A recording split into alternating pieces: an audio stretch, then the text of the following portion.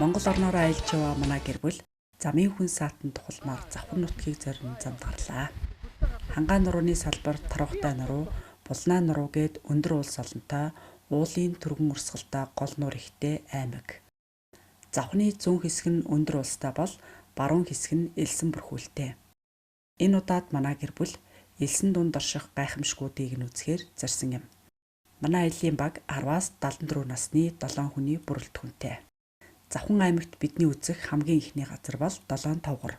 Сумын төвөөс 20 км зайтай оршдог Долоон манхныг нутгийнхан Замбаг цэцэг ургадаг Долоон Тавгар гэж онцолдог. Бид тэрхүү Замбаг цэцгийг харахаар Долоон Тавгарт ирээд байна. Энд ийм цураа тогтчихсон Долоон манхан байдаг. Энэ манхныхаа хамгийн их зүүн гар талаасаа эхний 2 манхан дээр нэм цэцэг ургаж байна. Ийшээгээ цэцэрлэг гэдэг энэ ой модтой, ан амьтантай, аршаантай, маш үзэсгэлэнтэй гоё баян уул байдаг. Хой талдаа ангирт нуур гэдэг үзэсгэлэнтэй гоё нуур байна. Элсэн дээр ургадаг ургамал Монгол оронд цөөнч гэсэн бий. Гэхдээ элсэн дээр ургадаг цэцэг би лав анх удаа харж байна. Элсэн манхны орой дээр цэцэг ургаж байна гэдэг бол үнэхээр санаанд оромгүй гайхамшиг. Үүнийг нүдэрээ харж гараараа барьж үзнэ гэдэг бас нэгэн жаргал юм шүү. Өдөө 75 6 хүрэхтэй замдаар ургадаг замбагийн ганц цэцэг гэдэг дуул мэдрэхээс ингэж элсэн дотор ургацдаг цэцэг гэдгийг мэдэд дуулаачгүй юм байна. Одоо л үзэж байна. Одоо л үзэж байна чи яасан. Гоё ганган сайхан цэцэг байдаг юм би. Гайхалтай цэцэг байд юм байна. Үр хүүхдүүдээ дагаж өвж л үзэлээ. Уг нь бол Замбаг цэцэг чи халуун оронд ургадаг байхгүй юу? Тэгээд тэнд миний мэдхээр цагаан ягаан 2 ургадаг. Тэгтээ бүр ингээд байлны мод биш та монос. Тий. Монс шиг тийм том модноос ургадаг. Бургас шиг том модноос. Тэгээ модноосоо цэцгэлдэг цэцэг. Энэ байна штэ. Энэ эдээс их халуун юм байна. Манай нутагт элсэн дээр Халуун учраас ургад юм болов. Тэгээ хүмүүс яагаад энийг Замбаг гэж нэрлэлсэн юм бол? Завхныхны Замбаг гэж нэрлсэн энэ цэцэг үндэ Замбаг биш байлаа. Учир нь Замбаг цэцэг Монголд ургадаггүй. Замбаг бол үүнээс шал өөр. Бутнаас өөрөөр хэлбэл модноос ургадаг том цэцэг байдаг. Харин манай оронд Замбагна гэж цэцэг байдаг ч тэр нь усны ургамал юм. Завхныхны Замбаг гэж нэрлсэн энэ цэцэг бол сагаа байлаа. Монголчууд ургамлын нэрийг шинжлэх ухааны албан ёсны нэрнээс нь өөрөөр нэрлэх нь түгээмэл. Тухайлбал одоо сараана гэдэг цэцгийг төмсний улаан, цагаан төмс гэж нэрлэж байхад зүүн аймгийнхан Агдаргана гэх жишээтэй. Нөмрөгт Бандтоо гэдэг цэцэг мэдхгүй гэдэг мөртлөө Ван Сэмрүү гэхээр бүгд мэддэг. Энэхүү Замбагч гэсэн тийм нэр бололтой. Юутаач Долоон Тавгарт ирж элсэн манхны орой дээр цэцэг ургаж байхыг харахад үнэхээр сайхан байна. Манай гэр бүлийнхэн Завхан аймгийн Тэлмэн сумын нутагт орших Долоон Тавгар гэдэг газарт ирээд байна. Ард түмний ярьдгаар бол энд Замбаг цэцэг ургадаг Долоон Тавгар гэдэг нэртэй газар. Замбаг цэцэг ургадаг Долоон Тавгар гэж нутгийнхаа өөрсдөө тодтгон нэрлэдэг. Энд бол нутгийнхны хилж байгаа Замбаг цэцэг гэдэг байгаа нь ийм цагаан цэцэгтэй, ийм ногоон навчтай элсэн дээр манхныхаа зөвхөн орой хэсгээр ургадаг ийм ургамал байна. Долоон Тавгарын элсэн нь маш нарийн ширхэгтэй. Амандаа хийхэд уусдаг. Ийшээ ирэх зам цагаан. Тэлмэн сумын төвөөс баруун хойшоо гарч зам салах бүрт зүүн гараа барьж явсаар Долоон Тавгарт ирнэ. Долоон Тавгарын хойно усны шуудын деваачин болсон ангирт нуур баруун хой талд нь үзэсгэлэнт цэцэрлэг уул бий. Энэ уул элснээс тогтсон мөртлөө шинэс, хус, бургас зэрэг мод бод, чонын элэг, нохоон хошуу, өхрийнүүд, мойл зэрэг жимс ургадаг үзэсгэлэнтэй баян газар.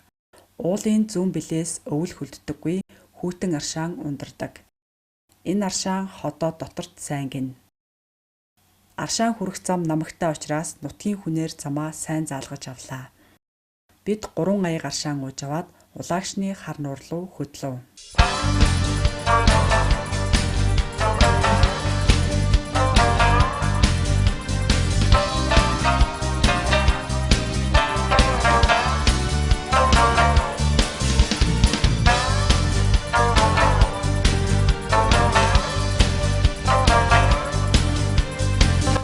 Улаагчны хар нуур орчмын газар нутгийг улсын их хурл 2010 онд байгалийн зохицолборт газар гэсэн ангиллаар улсын тусгай хамгаалалтанд авчээ.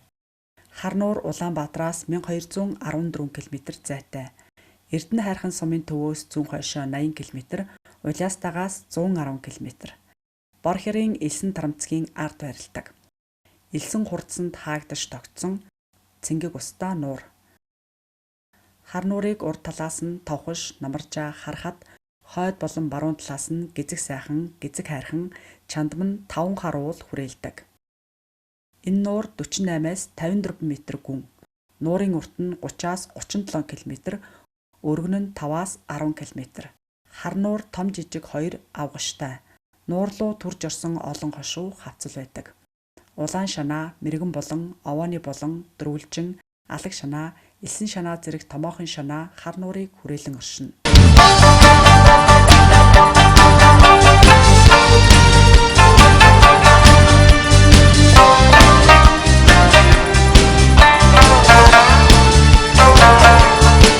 Улаагшны хар нуур уг нь загасгүй байжээ. Байгаль эхийн бүтээлд сайн үүсдэг хүмүүн Багахан өнгө нэмж, Санжийн баярын ээж нуурын дулмаа гэж алдаршсан дулмаа доктор 1980 оноос энэ нууранд цагаан зарам омоол загас үржүүлжээ. Ингэж загасгүй хар нуур загастай болсон түүхтэй. Загасны хоол болох амтан ургамал хар нууранд байсан учраас л энд загас үржүүлсэн хэрэг. Түүнээс хойш энэ нуур шувуудын диваажин болсон байна. Энд борцгор хотон, цагаан толгойд ямаан сүүл, хонин тоодог, хошуу галуу, хуруутхун гэх мэтийн олон ховор шувууд ирдэг.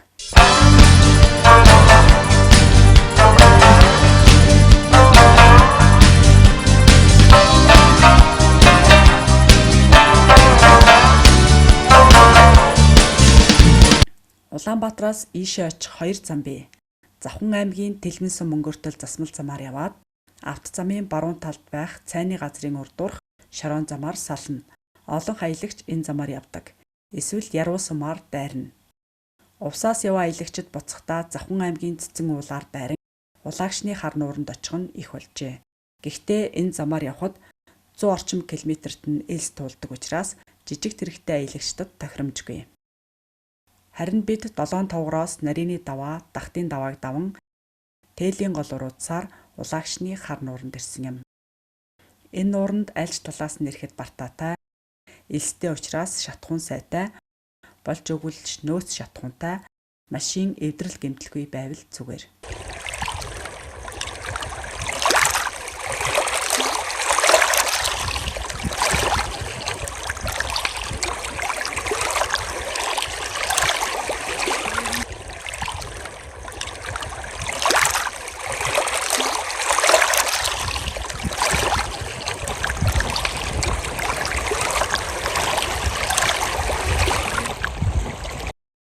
Энд анх удаа ирж байгаа бол нуурын урд эрэгт эхэлж очиж үзээд дараа нь хойд эрэгт нь очиж амраарай.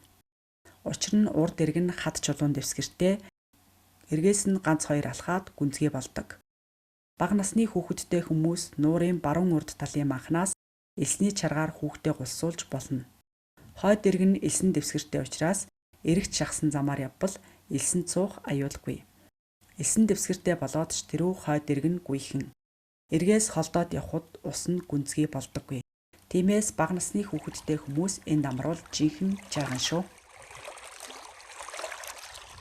Хар нуурын хойд эргийг дагаж явсаар баруун хойно нь очвол Хяргас нуурын хэцүү хаттай тун адилхан цагаан хадан авгаш харагдана.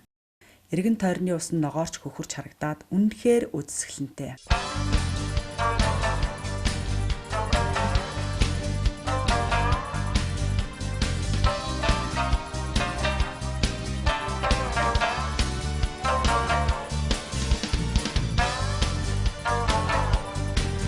Улаагшны хар нуураас Сэнжит зохио хүртэл 30 км. Улаагшны хар нуурын зүүн урд хөтлөөр даван уруудсаар Бургастын голд ирлээ. Хар нуураас хөтөл дээр гаран гартал элсэн дундуур яггүй замаар явсан. Одоо Асгат руу өгсөн. Хяр дээр нь Сэнжит зохио байдаг. Далайн түвшнөөс дээш 2700 м өндөр дөрвөгдсөн энэ уулаар давхаас өөр сонголт бидэнд байхгүй. Улаагшны хар нуураас Мухартын гол Эрдэнэ хайрхан сум орох ганц зам нь Асгатаар давх. Сүрдмээр өндөр даваа юм. Мостгийн машинаар ийшээ зүгэлдэггүй гэж нутгийн хүн хэлсэн. Жижиг машинтай аялагчдын олонх нь улаагчны хар нуураас буцдаг. Зарим нь мухартын гол ордогч үүгээр явдаггүй, эргэж яруулсан мороод тэндээсээ Эрдэнэ хайрхан хүрэх замаар тойрч явдаг учраас Синжит цохиог тэр бүр хүн үзэж чаддаггүй юм байна. Ямар ч байсан бид хяр дээр нь гараад ирлээ. Өндөр уулын хэр учраас хөрсөн цэвдэхтэй бүхэлдээ сэвхүүл. Нилээд хэцүүхэн замаар сэгсжүүлсээр гарч ирсэн. Энд Ачаата тэмээ шиг аврах том янз бүрийн хэлбэртэй бул хар чулуунууд зөндөө. Түүн дундаас Синжит цохио содон харагдлаа. Хятадын Жанжаажаа хотод очиж Тэнгэрийн хаалга гэх асар том Синжит хад гараад биширч байсан. Одоо харин хятадуудад атаарахгүй боллоо. Монголд ч бас Тэнгэрийн хаалга байна. Тэнгэрийн хаалгаар хөх тэнгэр нарны туяа харсан хинч Тэнгэрийн хаалга гэдэгтээ санал нийлэх байхаа. Синжит цохионы өндөр нь 10 м, өргөн нь 8 м. Энэ боржин чудууг байгаль сэлбэрч нар салхи гэдэг хоёр багжаараа ингэж уралжээ. Тэнгэрийн хаалгаар машинтайгаа гардаг замтай. Тэнгэрийн хаалганаас баруун тийш бор хэрийн элс шаргалтаж элсэн дунд баян нуур мэлтэрч харагдана. Үнэхээр сайхан нутаг юм. Бид Тэнгэрийн хаалгаар гараад Мухартын гол орохоор Асхтын ам уруудаж явна. Тэнгэрийн хаалганаас Мухартын гол 30 км. Асхтаас уруудах зам өсгөөсөө хэцүү бас урт юм байна. Асхтын бэлд бууж ирэхэд нэг машины маань тоормос муухан барьдаг болсон байлаа. Бид Асхтын аманд хоноод өглөө үүрээр элс туулав. Халуунд элс хөөж сулардаг учраас машин суух эрсдэл өндөр. Тиймээс зуршлагтай жолооч нар элсийг үүр шөнийн завсраар туулдаг. Элс шөндөө хөрч нягтран доош сууж хатуурдаг юм байна. Элс хэр хот үргэлжилснийг мэдэхгүй учраас нар мандахаас өмнө элсийг гатлах хэрэгтэй.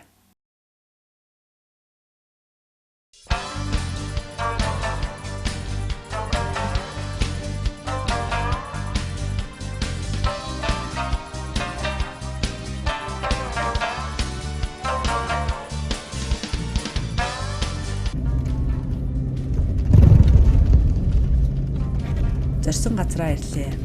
Мухартын голоос Эрдэнэ хайрхан сум хүртэл 20 км. Тиймээс бид сумын төв орж шатгуун хоол хүнсээс илбэж аваад эргэж Мухартын голд ирсэн юм. Уг нь Асхтын амнаас их баг хатвчийн халцал өгсөн Мухартын голд ирэх маршрут байдаг. Тэр замаар явбал элс ихтэй байж мэдхэр байсан учраас бид уг замыг орхиж яруу Эрдэнэ хайрхан чиглэлийн замд нэлсэн юм. Эрдэнэ хайрхан сумдаар бензин аваад тэгээд энэ юуны Мухартын гол гэдэг нэг сайхан гол дээр ирлээ. Тэр нэг сайхан баян бүрд газар байна. Илсэн дээгүүр. Ус нь илснээс оргилоод илсэн дээгүүрээ урс тийм байна. Их сайхан баян бүрд байна. Сайхан газар байна. Тэнд ирээд хоноглолт юм уу гэж сууж юм. Мухартын гол бол элсэнд нуугдсан диваачин байлаа. Эрдэнэ хайрхан сумын төвөөс зүүн хойд зүгт бор хэрийн элсний өмнө талд байдаг.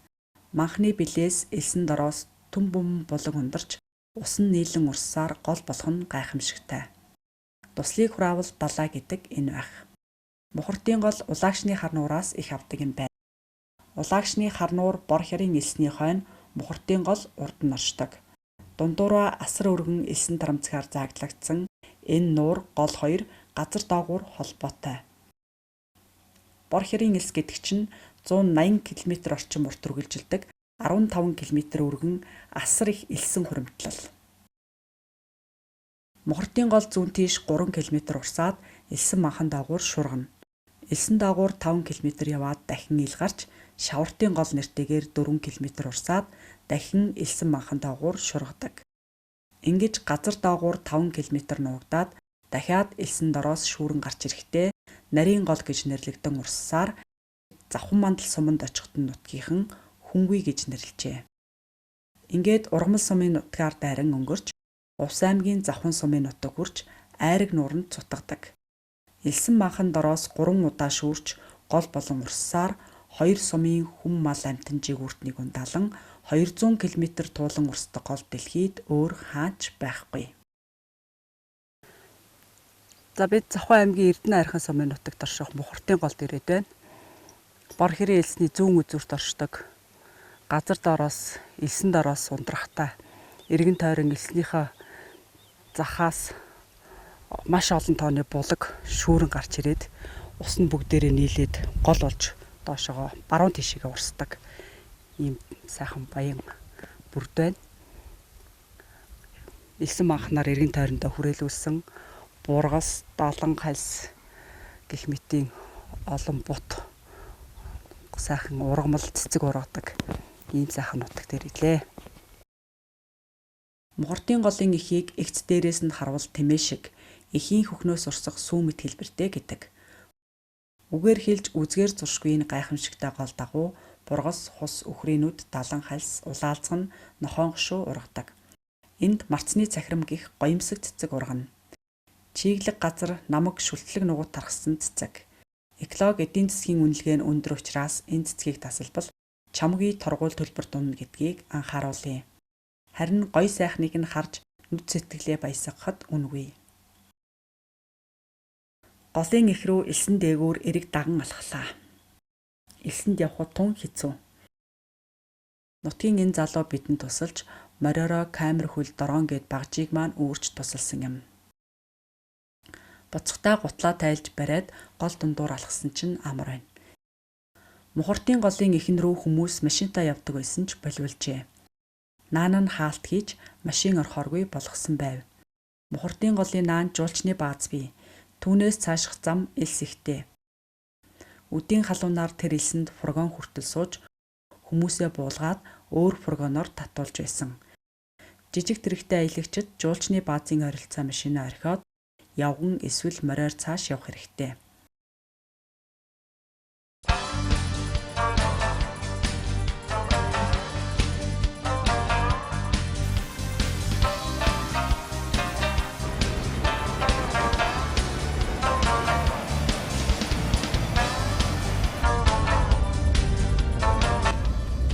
Бид Мухартын голоос Улястаг зүгэлж байна. Мухартын голоос Улястаа хүртэл 110 км зайтай. Улястаан зочид буудлууд үргэлж хүн ихтэй байдаг. Миний мэдхийн энд 4 зочид буудал байсны нэг нь эмнэлэг болжээ. Улястаад 3 хоноход нэг оройн цахилгаан тасрав. Байдаг л зүйлгэн. Бартаа ихтэй хэцүү замаар хол явсан бид Улястаад машинаа шалгуулж ойр зургийн засвар хийлгэлээ.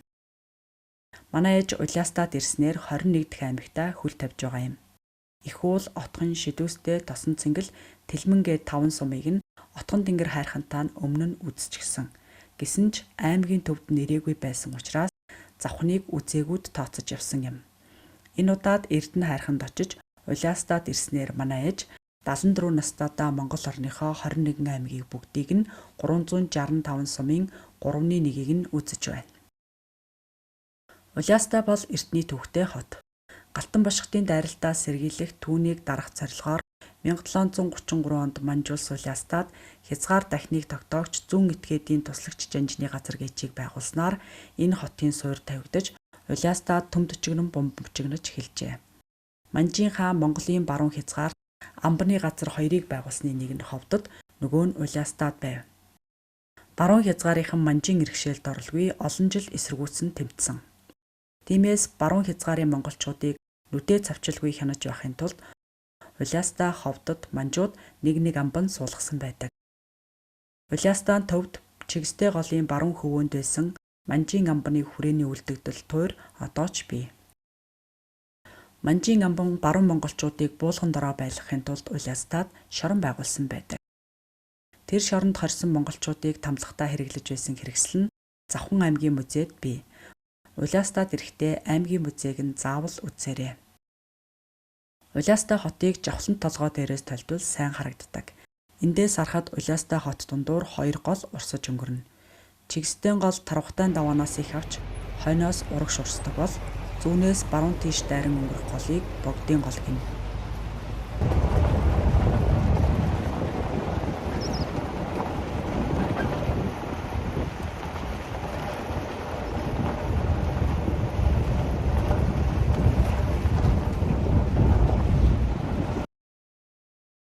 Богдын гол дээр 1997 онд усан цахилгаан станд байгуулж хиймэл хүрхрээ бүтээжээ. За, аялагч сайн явж гин үү?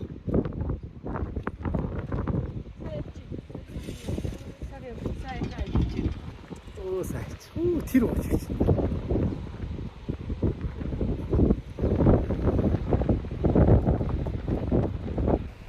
За манай энэ хүү станц маань анх 1997 онд үйлдвэрлэлтэй эхэлсэн.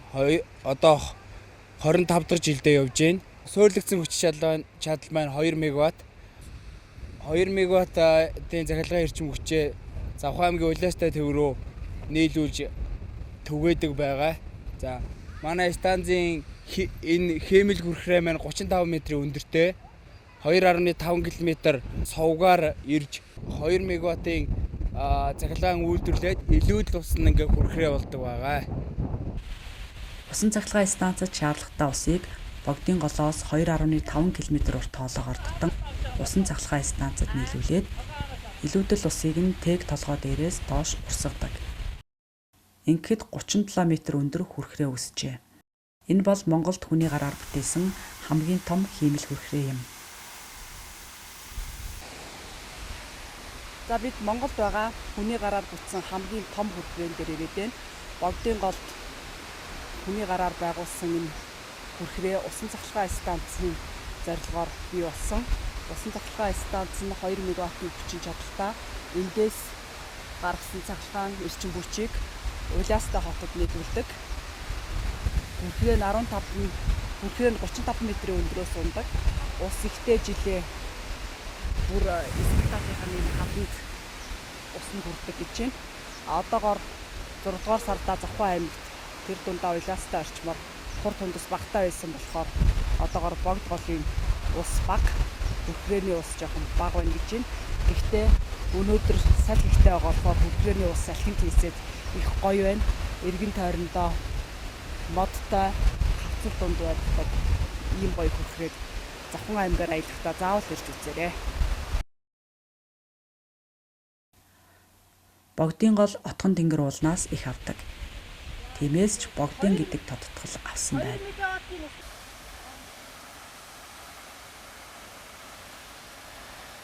Тэр дээрээс уулнаас уусан 2 цэнхэр турбагаар богд голын усыг усан цахилгаан станц руу оруулаад усан цахилгаан станцад цахилгаан үйлдвэрлээд илүүдл цахилгаан үйлдвэрлэсэн хэрэгэлсэн усаа